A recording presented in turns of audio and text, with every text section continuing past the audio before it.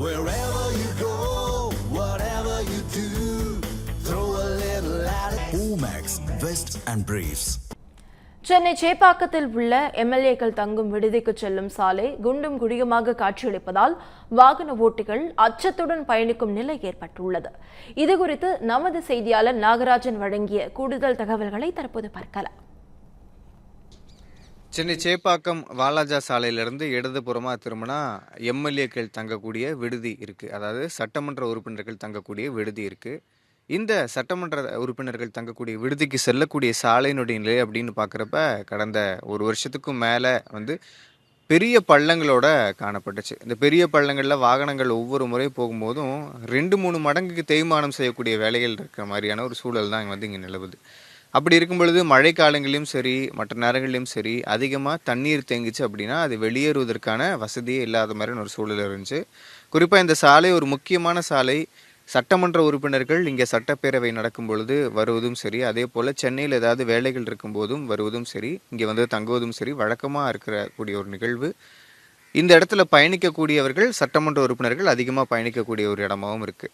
அப்படி இருக்கக்கூடிய ஒரு சாலையே இந்த மாதிரி ஒரு அவல நிலையில் காட்சி அளிக்கிறது அப்படிங்கிறது பொதுமக்கள் அப்போ தங்கக்கூடிய இடமும் பொதுமக்கள் பயணிக்கக்கூடிய அந்த ரோடு அப்படிங்கிறது எப்படி இருக்கும் அப்படின்ற ஒரு கேள்விக்குறி எழுப்புறதா தான் இந்த பகுதியில் பயணிக்கக்கூடிய மற்ற மக்களுடைய ஒரு விஷயமா இருக்குது.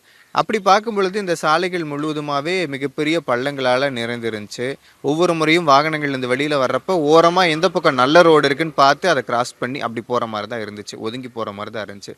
தற்காலிகமாக என்ன நடவடிக்கை எடுத்திருக்காங்க அப்படின்னு சொல்லி பார்க்குறப்ப நகரத்தில் பல்வேறு இடங்களில் பேட்ச் ஒர்க் பண்ண மாதிரி இங்கேயும் பேட்ச் ஒர்க் பண்ணப்பட்டிருக்கு. அந்த பேட்ச் ஒர்க் எப்படி அப்படின்னா இந்த கிராவல்னு சொல்லுவாங்க இல்லைங்களா, செங்கல் மணல் கழிவுகளை கொண்டு இந்த இடத்துல கொட்டி அதை பேட்ச் ஒர்க் பண்ணியிருக்காங்க.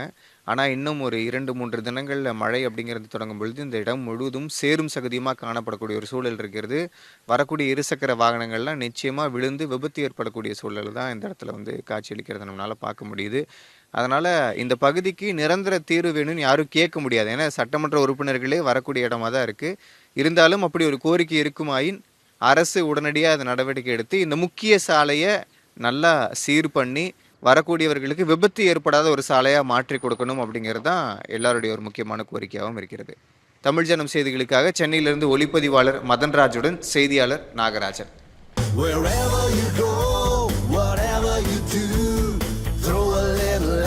Omax, Vest and Briefs.